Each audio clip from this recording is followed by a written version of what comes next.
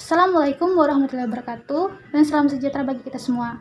Pada hari ini, saya dan kelompok saya akan presentasikan materi tentang paragraf. Untuk materi paragraf ini, kami membagi 3 sub pokok materi. Yang pertama ada hakikat paragraf, yang kedua ada unsur-unsur pembentuk paragraf, yang ketiga ada jenis-jenis paragraf. Namun sebelum itu, izinkan saya untuk memperkenalkan anggota kelompok saya terlebih dahulu. Yang pertama ada saya sendiri, April Cahaya Zahira, sebagai moderator, editor, dan pembaca materi.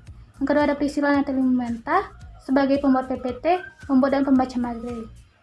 Yang ketiga ada Hadijah Purkana Sandri sebagai peringkas materi dan pembaca materi. Yang keempat ada Gusainova Nabila Depadita sebagai pembuat dan pembaca materi. Yang keempat ada Rian Ahmad Hidayatullah sebagai peringkas materi dan pembaca materi. Untuk materi pertama yaitu hakikat paragraf akan disampaikan oleh Saudara Perlian. Pada Saudara Perlian disilakan. Baik, terima kasih. Di sini saya akan menjelaskan tentang hakikat paragraf. Nah, apa sih itu paragraf? Mungkin di sini teman-teman udah banyak yang tahu tentang paragraf, apa itu paragraf, dan lain-lain. Nah, di sini saya akan menjelaskan lebih detail lagi tentang paragraf. Nah, kita di sini ngebahas tentang paragraf menurut pendapat para ahli. Nah, di sini ada banyak sebenarnya menurut pendapat para ahli tentang paragraf, tapi saya mengambil 3 aja nih. Yang pertama, kita ambil tentang menurut Keraf. Menurut Keraf, paragraf adalah kesatuan pikiran yang terikat dengan sebuah pikiran utama. Nah, menurut Tarigan, paragraf adalah seperangkat kalimat yang disusun logis, sistematis, yang merupakan satu kesatuan ekspresi pikiran yang relevan dan mendukung pikiran pokok yang tersirat dalam keseluruhan karangan. Nah, yang ketiga nih, menurut Oshima dan Hague, a paragraph is a group of related statement that the writer develops a subject. Nah, kita lanjut lagi ke paragraf menurut KBBI, atau biasa kita kenal nih, Kamus Besar Bahasa Indonesia. Nah, apa sih itu paragraf menurut KBBI? Menurut KBBI, paragraf merupakan bagian bab dalam suatu karangan yang biasa mengandung satu ide pokok dan penulisannya dimulai dengan garis baru. Nah, menurut unsur dalam paragraf terdiri atas 2. Yang pertama, pikiran utama, dan yang kedua, pikiran penjelas. Nah, dari penjelasan tadi kita bisa mengambil kesimpulan arti dari paragraf itu tersendiri. Nah, yang pertama, paragraf mempunyai ide pokok yang dikemas dalam kalimat topik. Bagi penulis nih, ide pokok itu menjadi pengendali untuk kalimat-kalimat penjelas atau pengembang. Nah, bagi pembaca, ide pokok itu menjadi penentu dalam memahami isu. Nah, yang kedua, salah satu dari kesimpulan kalimat dalam paragraf merupakan kalimat topik. Nah, mungkin itu aja yang bisa saya sampaikan, yang bisa saya jelaskan. Terima kasih kepada Saudara Perlian atas penyampaian materinya.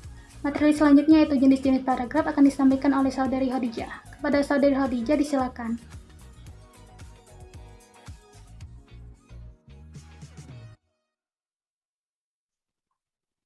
Jenis-jenis paragraf. Dalam menuangkan gagasan itu, kita harus memperhatikan pola penalaran. Berdasarkan pola penalaran itu, pengelompokan paragraf didasarkan pada penempatan gagasan utama. 1. Paragraf deduktif. Paragraf deduktif adalah paragraf yang ide pokok atau gagasan utamanya terletak di awal paragraf. Ide pokok atau gagasan utama berupa pernyataan umum yang dikemas dalam kalimat topik, lalu diikuti oleh kalimat pengembang untuk memperjelas informasi yang ada di dalam kalimat topiknya. Contohnya adalah, tenaga kerja yang diperlukan dalam persaingan bebas adalah tenaga kerja yang mempunyai etos kerja tinggi, yaitu tenaga yang terampil, pandai, dan berkepribadian. Tenaga kerja yang pandai adalah tenaga kerja yang mempunyai kemampuan akademis memadai sesuai dengan disiplin ilmu tertentu. Terampil artinya mampu menerapkan kemampuan akademis yang dimiliki disertai kemampuan pendukung yang sesuai untuk diterapkan agar memperoleh hasil maksimal. Sementara itu, tenaga kerja yang berkepribadian adalah tenaga kerja yang mempunyai sikap loyal, disiplin, dan jujur. Paragraf tadi termasuk paragraf deduktif. Kalimat topik paragraf tersebut adalah tenaga kerja yang mempunyai etos kerja tinggi, yaitu tenaga yang pandai, terampil, dan berkepribadian. Kalimat topik itu kemudian dikembangkan dengan kalimat-kalimat penjelas, meliputi kepandaian, keterampilan, dan kepribadian tenaga kerja. 2. Paragraf induktif. Paragraf induktif adalah paragraf yang kalimat topiknya terdapat pada bagian akhir. Ciri-cirinya adalah diawali dengan menyebutkan peristiwa-peristiwa khusus, lalu menarik simpulan berdasarkan peristiwa-peristiwa khusus itu. Konjungsi penumpu kalimat berfungsi sebagai konjungsi antar kalimat. Kata atau frasa yang biasa digunakan adalah jadi, akhirnya, akibatnya, oleh karena itu, maka dari itu, berdasarkan uraian di atas, dan dengan demikian. Contohnya adalah, salju yang turun dari langit memberikan hiasan yang indah untuk bumi. Beberapa kota disulap dengan nuansa putih, menghasilkan pemandangan cantik dan memikat bagi penikmat keindahan. Hawa dinginnya semakin hari menggigit kawasan-kawasan yang beriklim subtropis dan sedang ini. Inilah musim dingin yang terjadi di negeri matahari terbit. Paragraf diawali dengan perincian yang berupa peristiwa-peristiwa khusus. Peristiwa khusus itu berupa salju yang turun, keadaan kota yang memutih karena salju, dan hawa dingin yang menyelimuti beberapa wilayah di Jepang. Semua peristiwa khusus itu kemudian disimpulkan bahwa itulah keadaan Jepang saat musim dingin. 3. Paragraf deduktif-induktif atau campuran. Paragraf ini mempunyai kalimat topik yang terdapat pada bagian awal dan akhir paragraf. Paragraf dengan pola ini dimulai dari pernyataan yang bersifat umum, diikuti dengan pernyataan khusus, dan diakhiri dengan pernyataan umum. Biasanya gagasan utama pada akhir paragraf dikemas dengan kalimat topik yang agak berbeda dengan kemasan kalimat topik pertama. Contohnya adalah, hasil penelitian mengungkapkan bahwa tingginya kolesterol merupakan faktor risiko yang paling besar yang menyebabkan seseorang terserang penyakit jantung koroner. Hampir 80% penderita jantung koroner di Eropa disebabkan oleh kadar kolesterol dalam tubuh yang tinggi. Bahkan, di Amerika hampir 90% penderita jantung koroner disebabkan penderita makan makanan yang berkolesterol tinggi. Begitu juga di Asia, sebagian besar penderita jantung koroner disebabkan oleh pola makan yang banyak mengandung kolesterol. Dengan demikian, kolesterol merupakan penyebab utama penyakit jantung koroner. Gagasan utama paragraf tersebut adalah kolesterol merupakan penyebab penyakit jantung koroner. Gagasan utama itu kemudian diikuti oleh 3 kalimat penjelas, yaitu hampir 80% penderita jantung koroner di Eropa disebabkan kadar kolesterol dalam tubuh yang tinggi. Di Amerika, hampir 90% penderita jantung koroner disebabkan penderita makan makanan yang berkadar kolesterol tinggi. Di Asia, sebagian besar penderita jantung koroner disebabkan oleh pola makan yang mengandung kolesterol. Paragraf ineratif. Paragraf ineratif adalah paragraf yang kalimat utamanya terletak di tengah-tengah paragraf. Paragraf ini diawali dengan kalimat penjelas sebagai pengantar. Contohnya adalah, Gunung Sinabung di Sumatera Utara meletus. Belum reda letusan Gunung Sinabung, Gunung Kelut di Jawa Timur juga meletus. Selain gunung berapi yang meletus itu, banjir terjadi di beberapa daerah.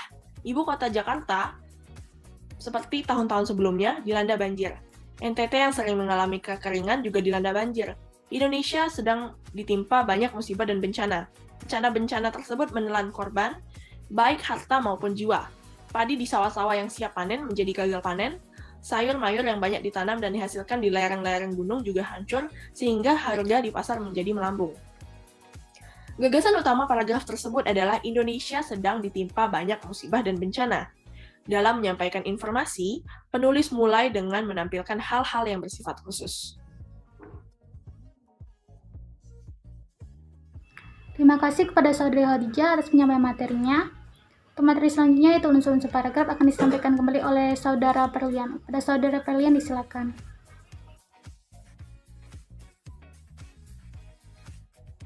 Baik teman-teman, di sini saya akan ngantin lagi unsur-unsur paragraf. Nah, apa aja sih unsur-unsur paragraf itu dan menurut para ahli gimana sih unsur-unsur paragraf itu tersendiri? Nah, di sini saya akan menjelaskan menurut Tarigan. Unsur-unsur paragraf menurut Tarigan ialah beberapa unsur membangun sebuah paragraf. Hal tersebut meliputi seperangkat kalimat yang dipergunakan oleh penulis sebagai alat untuk menyatakan dan menyampaikan jalan pikirannya kepada pembaca. Nah, dilanjut lagi menurut Wiyanto, paragraf itu tersendiri terdiri atas 4 unsur, yaitu transisi, kalimat topik atau kalimat utama, kalimat pengembang atau kalimat penjelas, dan yang terakhir, kalimat penegas. Nah, untuk unsur-unsur ini akan dilanjutkan dan dijelaskan oleh teman-teman saya.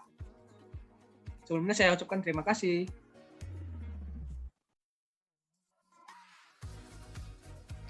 Terima kasih kepada Saudara Pelian atas penyampaian materinya. Materi selanjutnya akan disampaikan oleh saya sendiri. Transisi. Transisi berupa kata atau kelompok kata. Transisi adalah pelekat atau penghubung antar paragraf. Transisi memanjang kepaduan dan kohesian antar paragraf. Terdapat dua cara memunculkan transisi. Cara pertama yaitu implisit yang tidak dinyatakan dengan penandaan transisi tertentu. Dan cara kedua adalah eksplisit yang dinyatakan melalui penandaan dalam bentuk kata, kalimat, dan paragraf.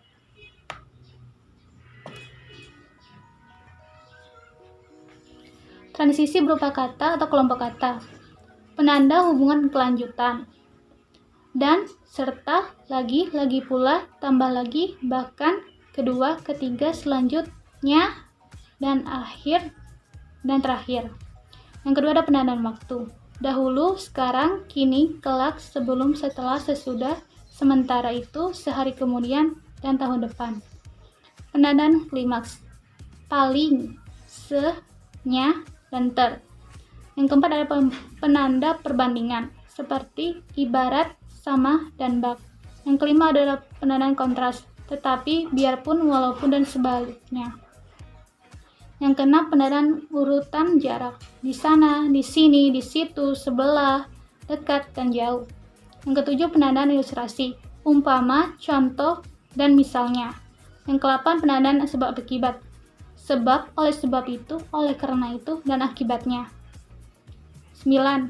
Penandaan syarat pengandaian, kalau, jika, jikalau, andai kata, dan seandainya. Yang ke-10 penandaan simpulan, ringkasannya, kesimpulannya, garis besarnya, dan rangkuman.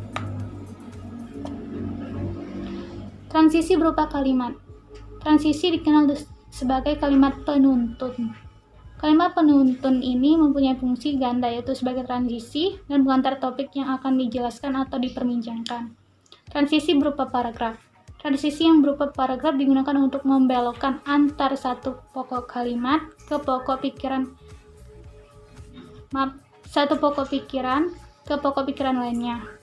Transisi menunjang kepaduan dan kohesian antar paragraf. Kalimat utama atau topik. Kalimat utama atau topik mengandung ide pokok yang mendasari suatu paragraf.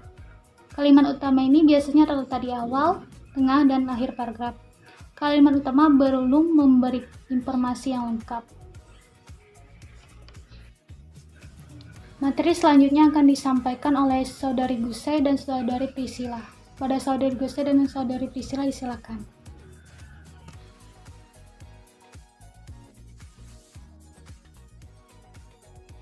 Yang C ada kalimat penjelas atau biasa disebut dengan kalimat pengembang. Pengertiannya, kalimat penjelas adalah pendukung dari kalimat pokok. Kalimat penjelas ini menempati lebih dari setengah porsi suatu paragraf.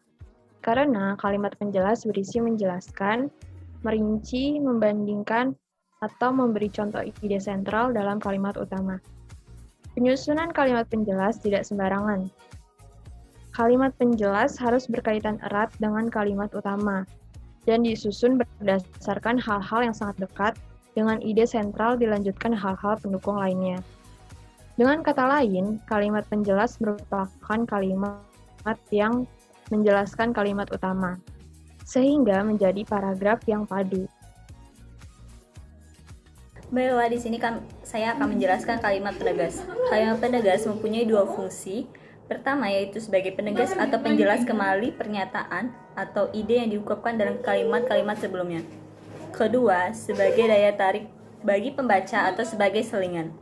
Kalimat penegas biasanya berada di akhir paragraf. Terkadang kalimat penegas ditulis bukan untuk memperjelas informasi menyimpulkan, melainkan hanya untuk variasi paragraf atau berdasarkan penjelasan mengenai unsur-unsur paragraf sebelumnya.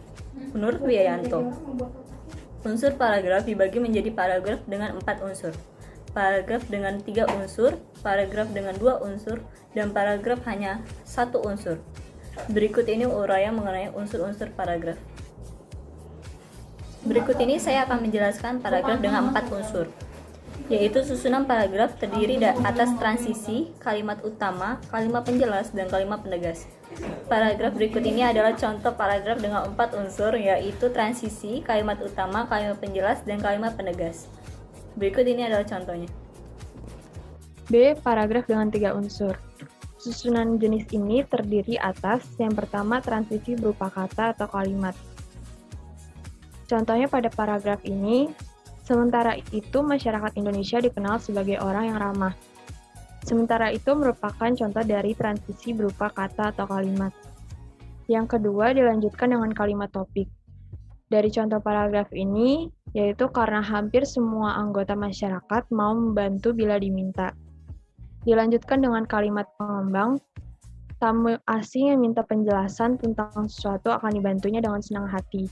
Bertemu dengan siapa saja di jalan akan disapanya dengan sopan dan ramah.